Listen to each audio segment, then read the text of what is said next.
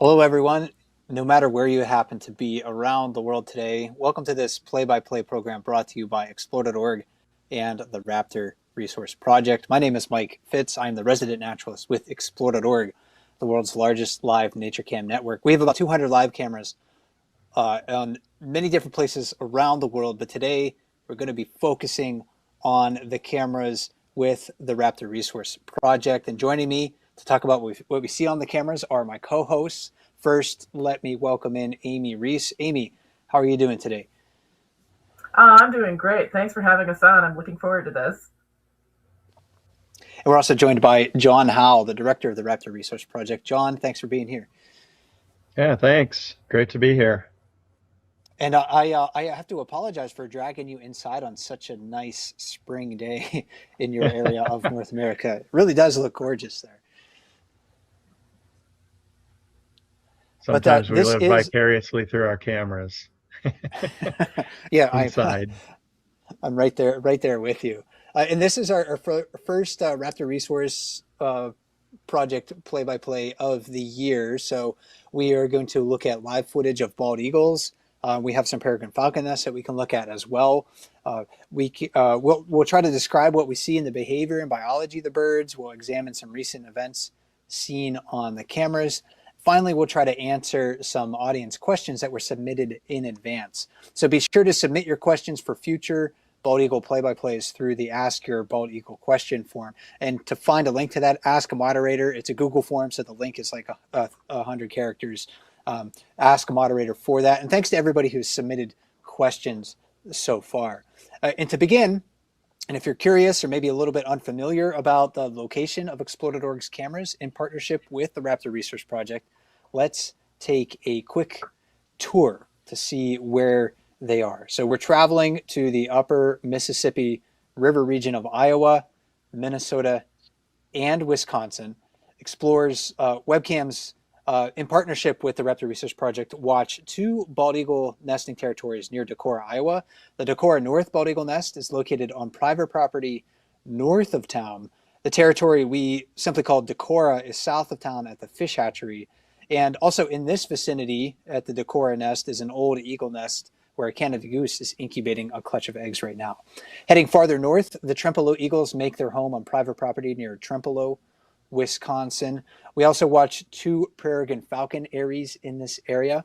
The southernmost is located at Great Spirit Bluff on the Minnesota side of the river.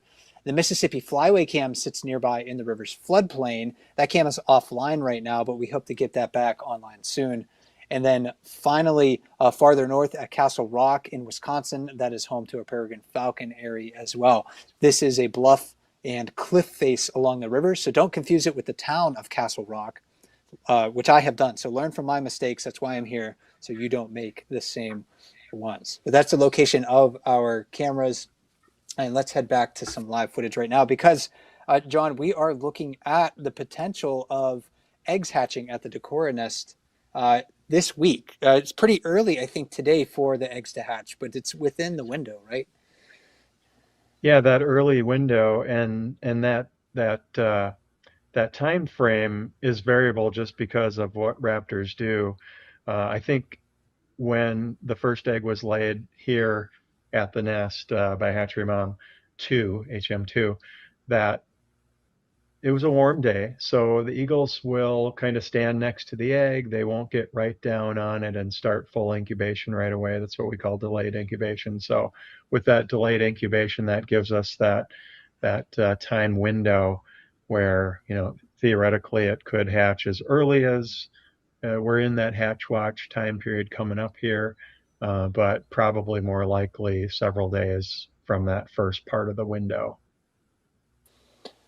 And Amy, what would some of the signs be that we could look for that would indicate that maybe a hatch is in progress? So I did. I have been telling people to look for Pip, that little starring at the blunt end of the egg. This year we probably won't see it, but we will see maybe the eagles or listen for the eagles softly vocalizing to their eggs and the hatchlings inside vocalizing back.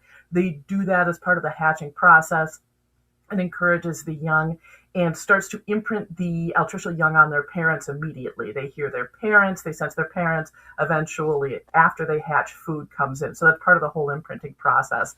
And then sooner or later, we'll see that little head stick up out of the nest bowl. But before that, look for sort of a change in activity level and behavior in the nest. Maybe parents sitting up a little bit higher, dipping their heads down to look at what's going on, and talking to the eggs or the hatchlings inside the eggshells.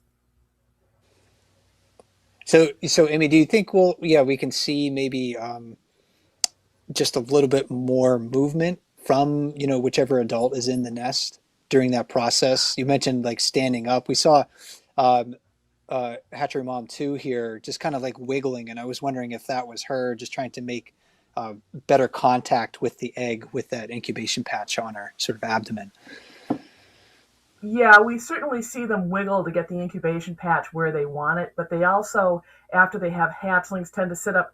I don't know how to describe it, like just a little bit taller. So you'll see her now maybe sort of pancaked or drowsing in the nest. And once the eggs begin hatching, and especially after the eaglets are out of or mostly out of the shell, she'll sit up higher. So look for that sort of, I'm just going to call it a change in attitude from sitting low to sitting high. If you're familiar with ducks, think of it as the difference between a diving duck down low in the water and a puddle duck up high. She'll be up high. Okay, that's a great way to think about that, because I can envision that in my mind, looking at something like Yeah, sitting yeah, really yeah. low in the water like a loon versus a mallard that is a little bit more buoyant in that sense. We have other nest cams to look at, but maybe before we get to some of those, John, this is a change in the female of this territory. There has been a change in the female of this territory. It happened like last year, but this is a different hatchery mom than the one we had watched previously. But I think the nesting sort of process in the season is fairly typical from what I understand with bald eagles. Like this, because this pair maybe had a lot of time to bond with one another over the last several months. Yeah, definitely. So, hatchery mom and hatchery dad went through one full successful nesting season over in the original nest tree, and one nest tree that has the active geese that we're watching right now. And after that big storm that took that tree down that they used to roost in, so that would all be kind of to the right side of the screen in the center that we're watching. At the hatchery nest cam right now. But when that came down, we don't know exactly why, but for the last 2 years after that, they went up on the bluff over the side of the bluff and started building a nest up there. And for the last 2 seasons, they've attempted nesting there, but have been unsuccessful. Interestingly, so this nest they had been building.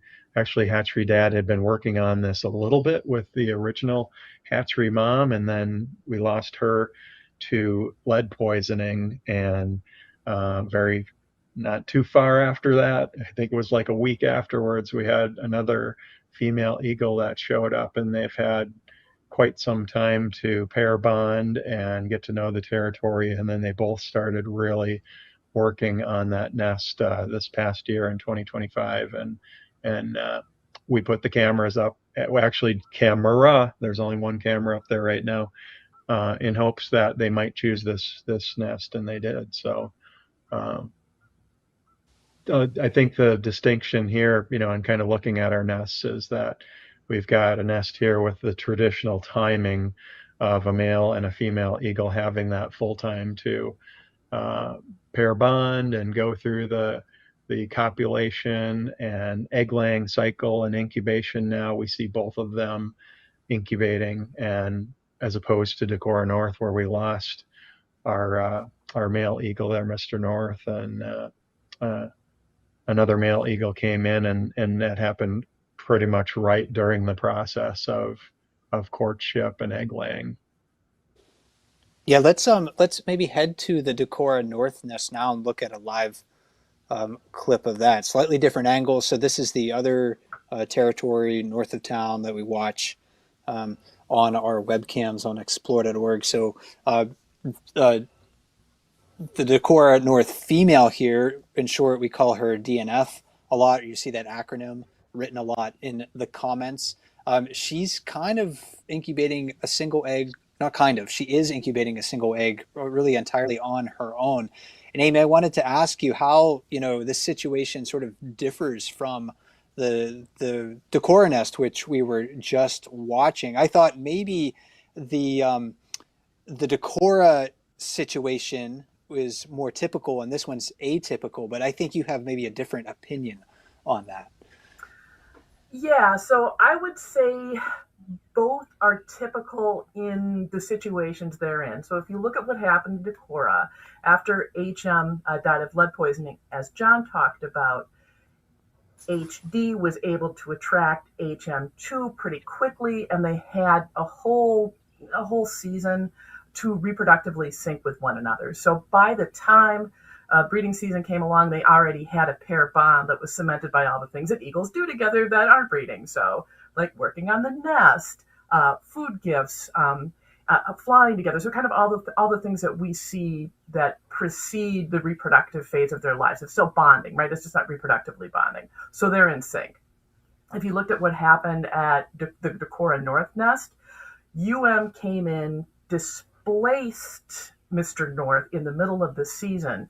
So he was clearly interested in the nest, but he wasn't reproductively synced with DNF. He's interested in her. He's chased other eagles away, but he's not reproductively synced. So he's not engaged in the kind of behaviors that we would see from a bonded couple. He's not threatening the egg, but he's also not incubating the egg. He's brought, one or two food gifts, but he's not really kind of synced into the food gifts yet. I certainly think there's hope for them as a couple, but I don't think, and I'm saying think because every time I say this is what they'll do, they're like, haha, no, we won't. But I don't think we're going to see a lot of involvement from him in incubation or potential young care this year. We'll see, though, and we can talk about that more in detail in a little bit. Certainly something that all of us inside Raptor Resource Project have been talking about. Yeah, there's lots of swirling questions associated with this nest, but I think maybe some of our viewers may benefit from kind of recapping how we got to this situation. We do have some clips of the old or the former male at this territory, Mr. North, and some of his interactions with the unknown male. We can probably kind of roll through those. John, what was, maybe I'll toss this to you. What was kind of happening at the territory, let's say in February, late January, early February, between these two males, and what ultimately happened with Mr. North, if we know anything about that? Yeah, so with the cycle of eagles, Mr. North was fully bonded with DNF, and the season was going fairly normal as we would expect. We'd seen them copulating, we'd seen them building on the nest and working. So really a season just like we would normally be expecting. What did start happening then is we did see a lot of vocalizations in indicating other eagles coming into the territory. We started catching that on camera, and what really was remarkable is some of these battles right at the nest where the unidentified male showed up in the nest, and Mr. North dive bombing at him, and we're not even sure exactly what's been happening away from the camera, but it was pretty intense on the nest. And so that started happening, and there was a period where we did not see Mr. North, I think, for probably about a week, and then all of a sudden he showed back up, and we saw more of that those actions happening as far as a potential battle between the male for the territory. And it did appear that Mr. North was perching lower below the nest. It looked like he was having a little bit of trouble compared to what we had seen, as far as his agility to get into the nest and land where he wanted to, and balance and everything. Looked like he might have a little bit of a droopy wing. So probably some of the effects showing of injuries, possibly from that territorial battle there. So really, unfortunate for Mr. North. Part of what happens with in nature. Um,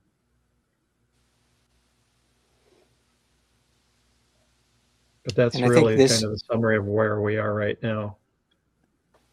and I think this is a recorded clip here of, I think somewhere in this clip, there was, all three of the birds in the tree. I think you'll be able to, if you look closely, you can find them there. But it's a bit of a Where's Waldo in this clip, so maybe it wasn't the best choice on my end. But I know that people talk about bald eagles as like monogamous, and there's been some really great posts on the Raptor Research Project website, sort of about this subject. But a lot of people, Amy, were wondering, like, hey, why didn't DNF really get involved? Why did the female get involved and defend her mate? Wasn't she bonded to him? It really seemed like it was kind of like these two males duking it out. And DNF, she was there, she was present, she was paying attention, but not necessarily like. I guess we don't want to anthropomorphize the eagles, but it wasn't sort of like how a husband and wife scenario necessarily in the human world would have dealt with this. Yeah, absolutely. And I just, for all of our listeners, like I struggle with this too when I watch them, and it can be really hard to watch these behaviors and they don't do things you can expect. And we're not supposed to have favorites, but like when Mr. North disappeared and came back the first time, I was like, yay! So I want to acknowledge that before answering the question. That is because we do that. It's part of the story. It's just not the whole story, and it's not necessarily their story. So if you look at why DNF didn't defend her mate, and we see this in other raptors too, males tend to fight males and females tend to fight females. And there are a number of reasons for that. We certainly see it Peregrine falcons. Among other things, the females are larger, right? So if a male gets involved in a fight with a female, he's probably not going to come out the victor. But also you're looking at intersexual aggression because a male eagle doesn't necessarily represent a threat to a female eagle. And a female eagle doesn't represent a threat to a male eagle, right? So you're looking both at loss of life, which can happen, but also access to territory. A male comes in, he's going to fight the male. The male could lose his life. He could lose his mate. He could lose access to the territory. So he's going to fight. The female doesn't really stand to lose any of those things. So she might protest. She might occasionally join in a short chase, but she's not going to really engage talon to talon and beak to beak in the same way that we would expect our partners to do the same thing. Similarly, if a female comes in, a male doesn't stand to lose access to any of those things. And additionally, it's really dangerous for him to get involved because he's a lot smaller than she is. So he's going to stand back. He might protest. He might chase a little bit, but he's not going to get involved talon to talon and beak to beak. So that doesn't happen. And then when one of them disappears, we think of monogamy like, hey, I want my partner to help defend me in life and to mourn me a little bit after death. So it can be very unsettling to see a pretty quick acceptance of mates when we're looking at a bonded couple that we've really seen have very tender interactions with one another over the years, because it's not the way that humans behave. But it's how they behave, and that's exactly what we saw here. Yeah, I kind of a follow-up question too, is I've wondered about this. It just seems to make sense to me. And again, what makes sense to me isn't necessarily correct. But it seems like eagles are very attached to their territories, and they probably do feel something towards their partner that they've been bonded with. But it also seems like, hey, this territory is my home, dude. You're kind of replaceable in that sense. And I'm wondering, whether that's kind of how we see things playing out with like DNF here. At her nest. Yeah, I couldn't point you at a reference, and I should probably do a deeper dive out there to see what scientific literature or practical literature would support this. But certainly in the nests that we've watched, and again in both peregrine falcons and bald eagles, there's definitely attraction to territory, and that makes sense because they spend so much time on the territory, learning about the territory, figuring out the places to get food, the places to stay warm, the places to avoid, and so on and so forth. So they carry a really deep map with them that's essential to their survival. So I do think of the territory as a third partner that in some ways may be more important to them than their mate because they invest so much time in it and they depend so deeply on it for their survival. And I do want to add, since we're talking about nesting, this is true of nesting territories, but if you look at migratory routes and the work that a lot of people, including us, have done on fidelity to winter and summer grounds among bald eagles, there's a lot of evidence that they have that same relationship with their wintering grounds or summering grounds and even their migration routes because they show such strong fidelity to those over the years. And I know Mr. North was like a really beloved bird. Many people had watched him for several years. He was a great father eagle. John, I'm wondering, like, what does his absence, kind of mean to you as somebody who watches these eagles so closely? What sort of lessons can we take away from what we saw him do over time? Yeah, it really it was really a shock. I think that watching this play out, Mr. North has been around since worked with Bob Anderson and setting up this camera as an alternate nest, just for making sure that we had an eagle nest that we could watch for education programs and enjoyment. And so, been watching and working with this eagle pair. Well, it was Mrs. North and Mr. North up until about 2018, until she disappeared and DNF came into that nesting season in the fall. But it's been so many years and so many things have happened. I definitely was hoping that Mr. North was going to, after he disappeared for a while and came back, I was really rooting for him. Hey, this is your area, this is your spot. It's kind of tough to think too that we don't know for sure if he's dead and expired, or if he's just moved away because he's injured and he's lost the battle with and he has finally been displaced fully. So it's hard to kind of look at this and see what may have happened and not know that for sure. So I just we were talking earlier about highlights and thoughts about Mr. North, and remembering, I think it was 2 years ago, where he basically was incubating the lone egg pretty much on his own after DNF laid her one egg a couple of years ago. She was so involved in territorial battles there with defending the territory with other eagles that she got disconnected from the duties of incubation, and Mr. North faithfully sat and incubated that egg until, unfortunately, one night I think it was too long. It got below zero and the egg froze, and then continued incubation after that. It ended up cracking and crushing the egg. Just over the years, all the eaglets that we've watched Mr. North very skillfully feeding the young, incubating the young, doing what you would say a good eagle parent does. He was about as good as it can get.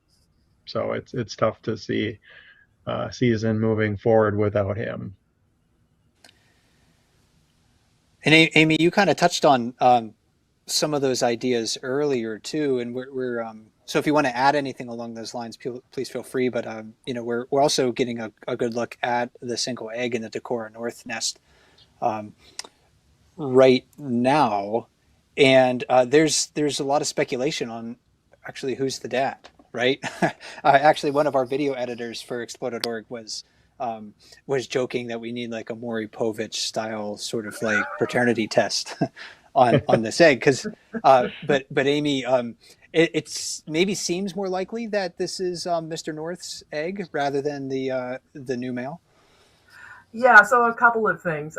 Obviously, we can't see every aspect of their lives, right? Or we would know where Mr. North was and what happened to him. But our camera operators are absolutely ace at documenting the stuff that they see. And we haven't yet seen copulation, and we're all sort of uncomfortable with the idea that copulation vocals are pretty distinct, but with so much going on right now, we're sort of uncomfortable with relying on them. So, but also it turns out eagles can store sperm for a really long time, a lot longer than I thought. When we started talking about this, I reached out to a couple of eagle biologists. We work with Brett Mandernack, who's on our board, and another guy named, I believe it was Jim Greer, and asked about it. And in work done in female kestrels, they can store sperm for 4 weeks or longer.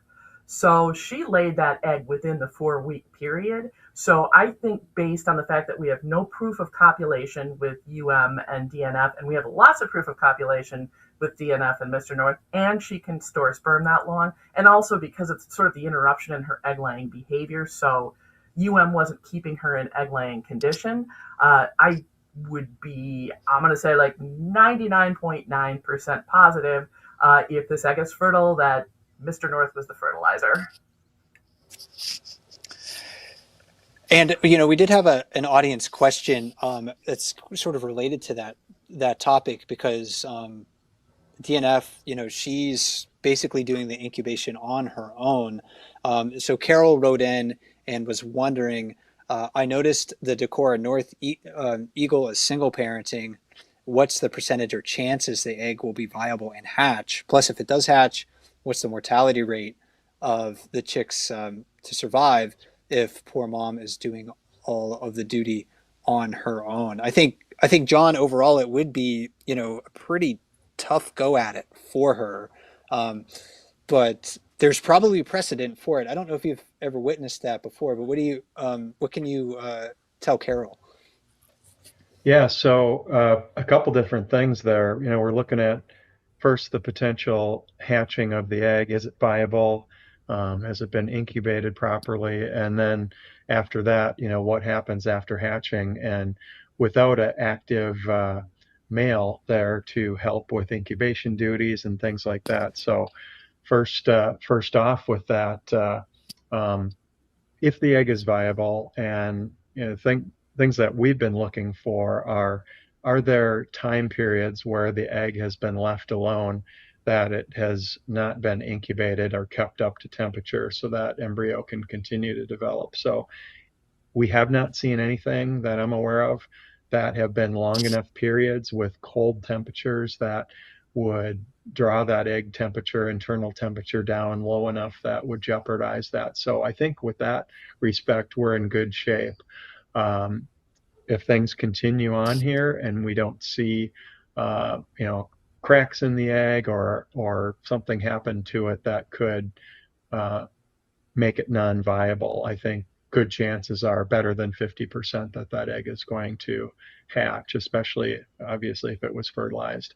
So once that egg hatches, we're still going through April, which can be a pretty crazy month, and there's a great example that we have at the fish hatchery nest back in 2018 when we lost our original male eagle, Dad Decorah, in a snowstorm. I remember the pictures of those two sitting there beak to beak, almost in a heart shape, incubating eaglets that were about maybe 2 weeks old, if that. And those eaglets are very vulnerable in cold and snowy and wet time periods. With Trempealeau last year, we saw Mrs. T was off the eggs or the young, actually. We had 3 young eaglets that had hatched. She was off the eaglets and she was doing some territorial defense, and she was off with some sleet and some wet rain and some cold weather that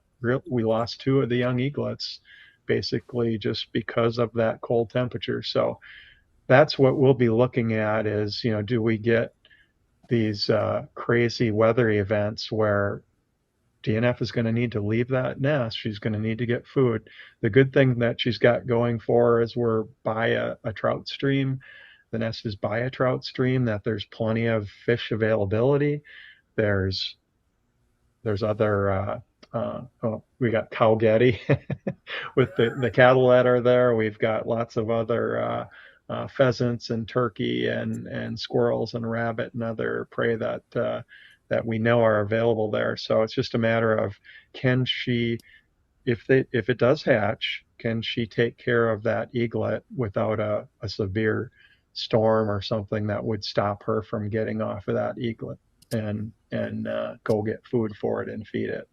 So once it makes it past that first week or two and thermal down starts coming in and that eaglet becomes more dependent, those chances are going to go up quite a bit. So too early to tell. I think it's going to be weather dependent. DNF is very, very good at what she does in other years, especially once a eaglet is hatched. So I'm pulling for over 50% that she's going to pull it off if that egg hatches. Well, those are actually maybe better odds than I was expecting.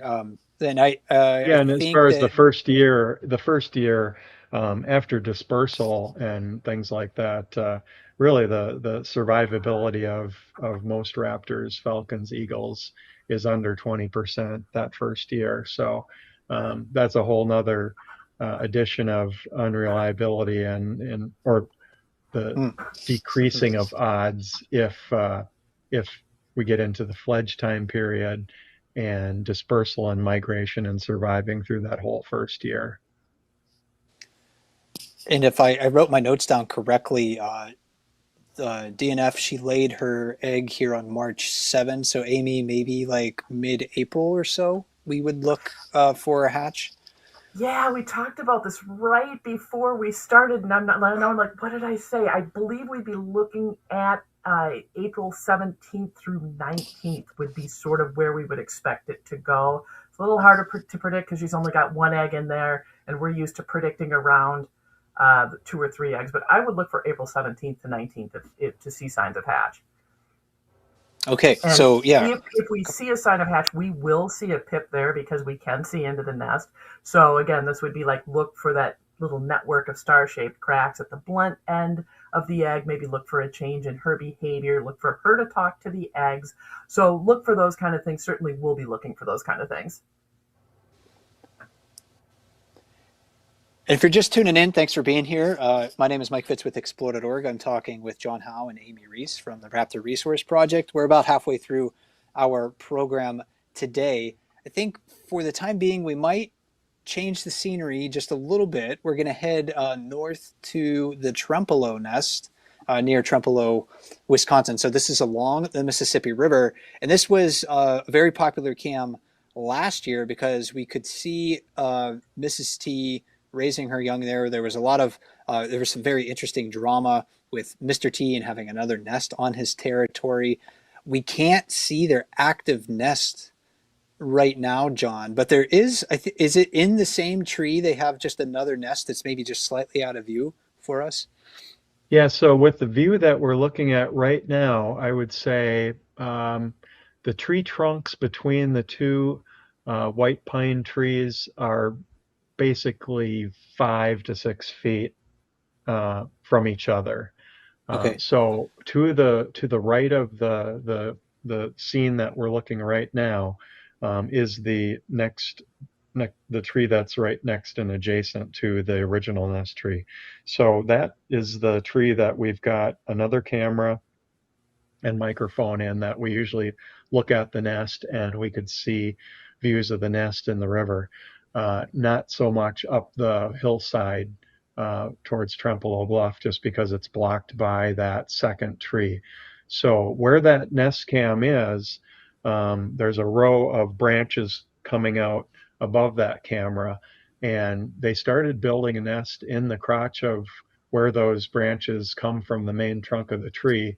And I don't remember seeing it when we were there doing our camera cleaning and installation activities. We did replace one camera there. We fixed another one that got partially pulled away because Mrs. T got her talons caught hopping up one of the branches. We put another camera over for the on the left side of this view just to see a better view of the river and the Minnesota island nest and the spillway nest and some of the others. But that nest is right above that camera in the adjacent tree. And unfortunately, we thought, hey, is there something we could do by putting a camera on top of the roof of the house or anything like that? That tree is high enough that it's probably about 15 feet above the top of the highest roof that's in the area. So unfortunately, the only views that we've been getting into the nest have been from up the top of the bluff with a scope. And Larry Adams has been local eagle watcher, has been providing some photos back a little bit ago, just the first egg that was laid in that nest. Okay, yeah. So just one egg confirmed in that nest. Unfortunately, we won't be able to watch it because of the camera just shows what it can show. It's a pretty view of the tree. I love white pines. They're one of my favorite trees. And if you don't live in the range of eastern white pines, they are a pretty magnificent tree overall. So hopefully you can take a little bit of time just to relax and enjoy some scenes of some trees. But Amy, part of this this winter, maybe coming into the spring as well, hasn't been a very relaxing time for Mrs. T on this territory. We have some footage of her, probably Mr. T, and the Minnesota Island female. And if we can, this is from earlier this year. So you see the frozen Mississippi River. You'll see some snow on the hillsides and whatnot. It seems like the camera audience was thinking perhaps that Mrs. T was displacing the Minnesota Island female. These nests are what, like a quarter mile apart, half mile apart, something like that? Yeah. So, and real quick, before we go any further, you had asked about Decorah North and hatching. I just looked at my notes. It was April 15th. So I apologize. Okay. I got that wrong. April 15th. But back to Trempealeau. So we've seen three eagles together. The opinion of our camera operators and of John and myself was that probably what we saw was Mrs. T displacing Mrs. Minnie. And I want to go over that a little bit to describe why we think that and what we look for. So when we're looking at eagles really close in the nest, so the T's, Decorah North, Decorah, and so on and so forth, we can mark features like irises, individual feathers, feather patterns, scale patterns. Those things can maybe change a little bit year over year. Don't know about iris flex, but the other ones can. But because we see them changing, we can document that. So we really know who we're watching. But in a case like, hey, we're watching this nest half a mile away, our cameras are awesome, but we're not going to be able to pick out eye flex from half a mile away. So in this particular case, what our camera operators were looking at is the T's were sitting together. I don't remember if they were perched on the nest tree or over in a neighboring tree. Mrs. T leaves. Suddenly, this other eagle shows up, starts chasing Mrs. Minnie away. There's some kind of altercation, and then Mrs. T comes back in a little bit. So sometimes we go with what would be called field marks or ID marks, not any different than identifying a bird from anything else you could see on it, like plumage. And sometimes we go more with what they're doing, behavior, and general impression of shape and size, which is another completely valid way to look at birds. We might not know, kind of to some of these questions like, right now, with everything that's going on, who are we seeing when we see somebody over at the Minnesota Island nest? We don't really know, but we can see enough into a lot of nests in the area to get an impression of what's going on at those nests and of what we're seeing, which has been really helpful. And like I said, we think what we see based on what we saw at the nest and what we saw afterwards, that Mrs. T was like, nope, I'm done here. And there was an altercation. And this is an area, John, of a pretty high density of bald eagle nests and territories. We had an audience question. Maybe we can actually get back to live footage as we talk about this, because we can see that sort of like that other nest on the island. Yeah, there it is, across or in the Mississippi River. But John, this is an area with a lot of eagle nests and adult bald eagles, so many territories in close proximity. And Angela wrote in with a question and was wondering, we have seen 3 eagles together multiple times in the past week on the Trempealeau Minnesota island nest. Do you think there's still a throuple in Mr. T's uh, territory? Do we know, maybe anything about what else is going on in the vicinity? Yeah, from what Amy was talking about there, basically we saw 3 eagles and we saw one pushing the other out. In that case, we are assuming it could have been Mrs. T and Minnesota Island female. Uh, then it's pretty hard to tell other than what we saw happen there with 3 eagles. First, I'm just going to mention what we've got there with that view that we were seeing before of the Minnesota Island nest. Within that 5-mile area, if we go south towards Lock and Dam, we've identified an eagle nest down south of the Lock and Dam on the river there. Actually, it could be south and east. The river goes not north south in that area.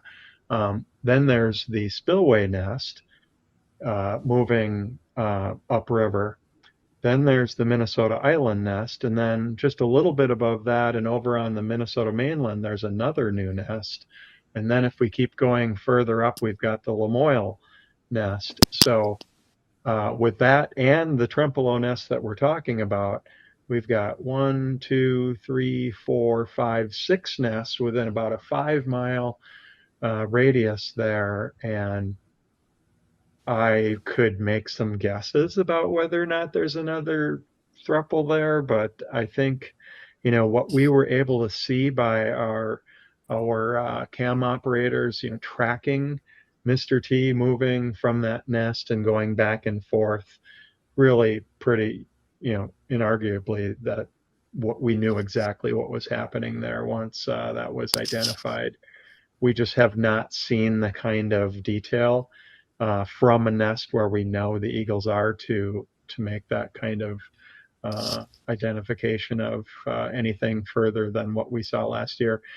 Interestingly, that if Mr. T was over there and watching that altercation, and it was Mrs. T and the female from the Minnesota Island nest, he sat and watched that happen, and kind of like what the inverse of what we were talking about happening at Decorah North, not able to do anything about the territorial battle going between those 2 females, and one of them deciding to move away and not push it. Whereas kind of the same thing happened with Mr. North.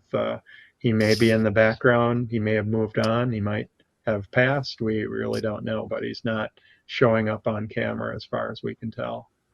The fact that we don't see eagles incubating or someone over in that nest, I'd probably guess that relationship is not happening right now. And Amy, kind of a follow-up question of what you were talking about, but still related to the Trempealeau eagles. This question came in from Kelly Aaron, who was wondering, do you think there's a possibility that the spillway eagles, as John was mentioning, especially the large female, are being confused with Mrs. Minnesota Island? We have seen a female near the Minnesota Island nest and the spillway eagles maybe expanding territory or just branching near it. I think, what you were saying earlier, Amy, it may be just really, really difficult to get conclusive IDs on a lot of these birds just because they are so far away from the camp. Yeah, they're far away from the camp, so we are able to see that the spillway and Lamoille nests are both appear to be in full occupied and have adults incubating, right? So we do know that they're there. It can be really hard, however, to say who's perched anywhere at any given time with, like John mentioned, all of these nests so close to one another within that 5-mile area. So I think if we really wanted to sort that out, we'd maybe have to spend a week in Trempealeau documenting all of the eagles and seeing what their movements looked like to collect enough data to be able to say, like, yeah, this is probably what's happening here and there. I will say that I'm with John that we're seeing no signs whatsoever of any occupancy over in the Minnesota Island nest. So maybe at some point somebody will occupy that in another nesting season. But right now, if anyone's over there, they might be perching, they might be hunting, they could be eagles passing through because we are on a flyway. But that's about all that we can say. And which nest is this then, John? We're looking way That's the one downstream. that's I was mentioning. That's probably it's south of the lock and dam there. Now, as the cam operator is panning over to the right, about right in the middle of the screen here soon, we're going to see that very tall tree that we've gone past there. There was the spillway nest. Okay. And oh, actually, no, there's a spillway nest right there coming up in view, just to the right. Yep. Cam operator is doing what they do so well, listening and putting the camera right on that. So that's a spillway nest. Fairly large nest, and probably in one of the largest trees. And I think this is probably the tallest nest, on the river floodplain. Obviously, the ones up on the Minnesota side are halfway up the bluff potentially, but this is in probably the tallest tree in the floodplain itself. Do you know if that's like a cottonwood or a silver maple or another species? It's probably one of either of those. It's okay. probably cottonwood. I'm guessing could be maple.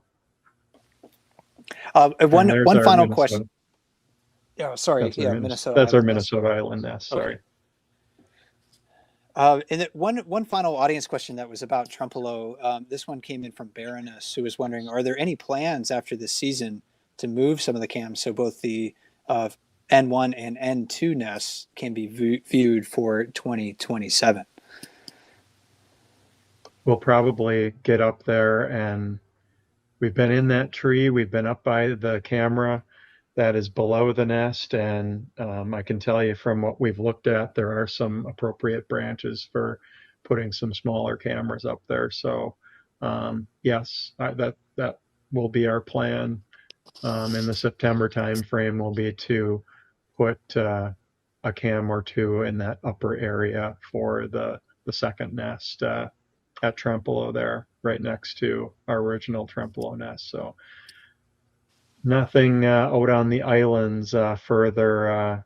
We'll pretty much stick with what we've got on the Wisconsin side with the Trempealeau nest.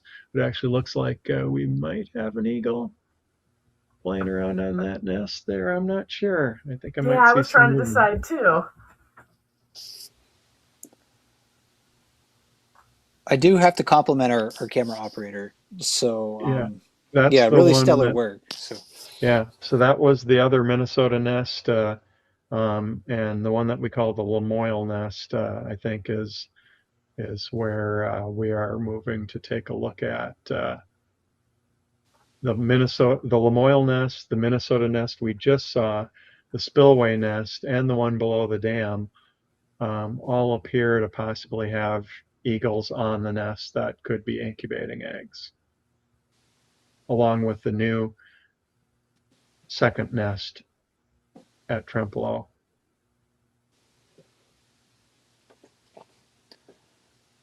Well, it must be a rich area for food and other resources for the birds to be able to nest in such densities.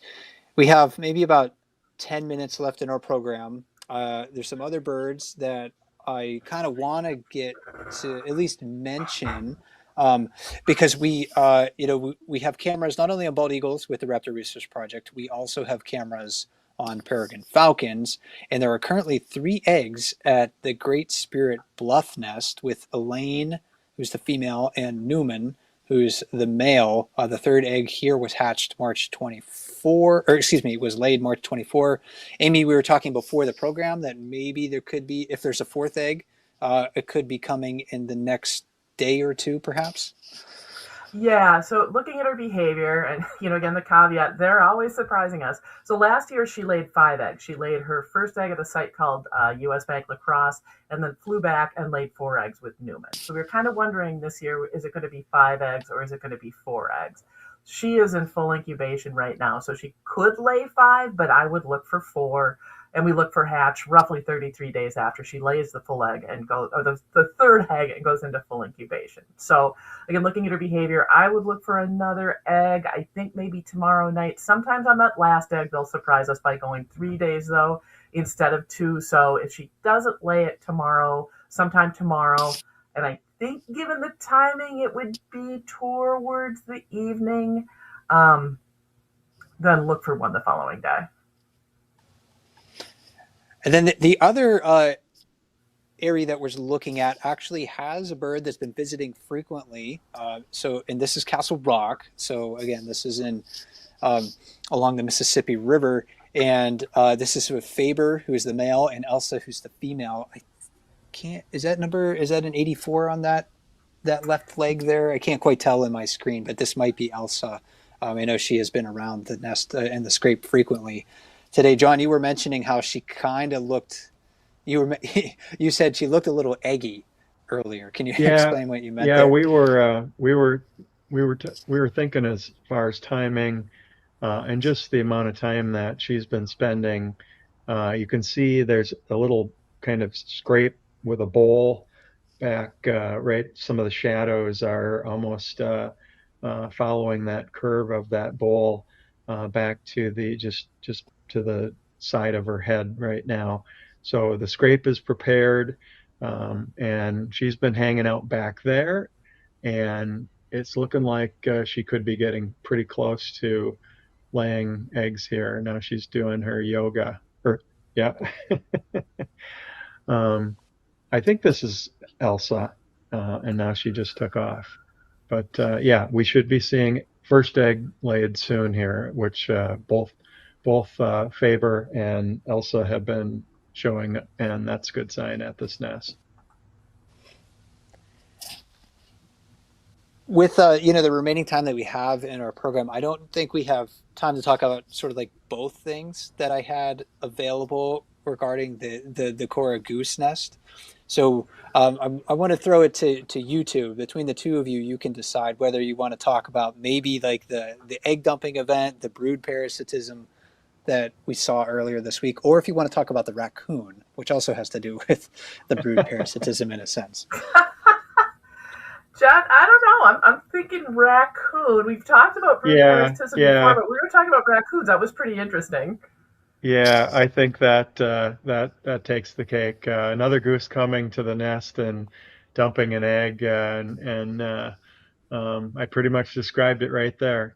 Watching raccoon uh, try to get up into the nest after one of the eggs fell, and you'll see what's happening here in just a minute. So I'm Yeah, so this assuming is there's some hissing going on there. Yeah, this is, I think, the first time the raccoon came up to the nest and was just, I guess, just pushing its boundaries, seeing how far I can get into this. And the male just pecked it right in the forehead, and that had to hurt because I've been bit by Yeah, by domestic geese, and I know they hurt. So for a raccoon, it must have been kind of painful. So we'll watch a replay. I think this is the same clip, but the yeah. male. It's like wondering what's going on here now.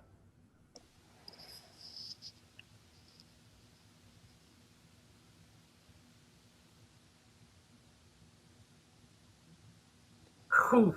Yeah, and there's been quite a bit of kind of trauma with eggs being lost at this nest, falling through the cracks, and some things like that. So I think what do we have, two nest Yeah, so eggs that are so this is viable? This is yeah What? this the second clip that we have of the raccoon. It's actually now Yeah, showing a different approach. It's coming up underneath. So That's wild. when there was a like a second female earlier in the day that came in, laid an egg in the nest. As a consequence of that whole fight between the two females, one of the eggs fell out of the nest down to the ground. One of them fell into like sort of like the branches directly below where the female on the left is incubating. And at this point in time in this clip, I think the raccoon has found that egg It's and it's trying to just pull the egg, yeah. yeah, and it just starts munching on it in place. I think because I don't think it could get it out and down. It just starts munching on it right below the geese. And I always wonder like what are the geese thinking at this point in time because there's not really much they can do. And imagine that it's pretty dark there too. I mean, we're getting to see this in infrared light, but it's dark. So they don't have a whole lot of detail to see exactly what's going on there underneath other than hearing and maybe seeing some shadows. There are some lights there with hatchery in it. But this is a darkness situation. And then on not sure if it's the same night or not. We have so like with We have never that seen this before. No, this is fascinating. Yeah, right. This yeah. this was the this is the most recent sort of encounter between the raccoon and the geese. So I wasn't sure if this happened the same night or last. No, I don't think it was last night. I think it was sort of like very early in the morning on the 24th. But yeah, the raccoon just again pushing its boundaries, and the father goose, he's almost like doesn't seem to Oh really my realize what's gosh. going on at first. Yeah. I'm sure that was confusing for him. And like I'm thinking about geese. So geese are in the water. If you look at goslings, predators do include fish like bass. And John, you could maybe talk to that more than I can. So I suppose it wouldn't be unknown to them that something when they're in the water would grab at their feet or that they would encounter something unknown with their feet. But this has just got to be weird. Like you're up in the nest, things aren't supposed to grab through the nest and grab you. Like that's a horror movie for the geese. Now I'm anthropomorphizing. I'll be totally honest about that, but I feel like that has got to be a little weird. Yeah, I've never seen that, and especially in the dark, it must be pretty surprising. I'm amazed that the eggs are still there and still okay after all that ruckus going on in the nest there. In the Wow. dark, in the dark. In the dark, yeah, it's important to keep that in mind. And the female, she must be really kind of confused at this sense. She's like, what is all this? I'm trying to basically I'm trying to sleep. What is all this confusion about? So yeah, are we gonna have people wondering what goose? We've heard that duck feet and some cuisine things. It's like I don't know what a goose foot tastes like, but maybe a raccoon is trying to figure that out. Crazy. Yeah, Never yeah. seen anything like that. Wow. And with the this Canada uh, goose nest here, I think maybe mid-April is a window for when we can expect um, hatching with these two eggs if mother is able to protect her eggs because it's an open question. Raccoons they're wily, every bit as wily as coyotes. They're great climbers, very intelligent animals, and they're very dexterous as well. So the geese definitely have, I think, work to do to defend and protect their eggs. Um, this is also, real quick before we end the program, Amy, a lot of times every year it seems like people are very surprised that, hey, there's a goose up in the tree. I thought they nested on the ground. What are they doing in the eagle nest? But maybe this is more common than we previously understood because there weren't that many eagle nests in the past, 50 to 100 years. Yeah, I absolutely think, and I also think, and it's hard not to do this. So we look at something and we see it in many ways as static because it's in relationship to the environment around it and it's in relationship to the environment as we know it. So we think about geese. There weren't as many eagles around. In fact, they were pretty much gone. There weren't even as many geese around. Unbelievable when you look at all the geese now, right? And so we think of that relationship of scarcity. But now, as we see all this stuff, and don't get me wrong, a lot of birds are in trouble. But as we see these particular species coming back, right, we maybe see them living in some ways that are more similar to the relationships they would have had with one another or the densities that they would have lived in. So I feel like and looking also at really early documentation, because like this was documented in Yellowstone in 1929, so like in the 1920s. So I think we're just seeing the cessation of a behavior that was more common at one point. Maybe not the most common thing, but it was more common than we knew about. Well, lots of questions that I think can only be answered with time with many of our nests that we're watching with the Raptor Resource Project. So we have our geese, we have the main Decorah nest. We're on the hatch watch again right now for that or for those eggs in this nest. So over the next few days, hopefully we'll get an indication of eaglets in that nest. We're all wondering what's going to happen at Decorah North with the female incubating that egg on her own. And then, yeah, the many eagle nests that are in the vicinity of Trempealeau. So much stuff going on, a lot of mystery, a lot of drama. And then we also have to think of the birds too, and just doing their thing, doing their best to survive. And it's great to have this window into their world.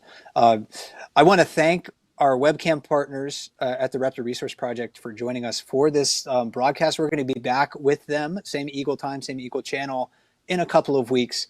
So join us then. My name is Mike Fitz with Explore.org. My co-hosts today have been Amy Reese with the Raptor Resource Project and John Howe, the director of the Raptor Resource Project. Until we talk to you again, enjoy the birds, and we will see you soon.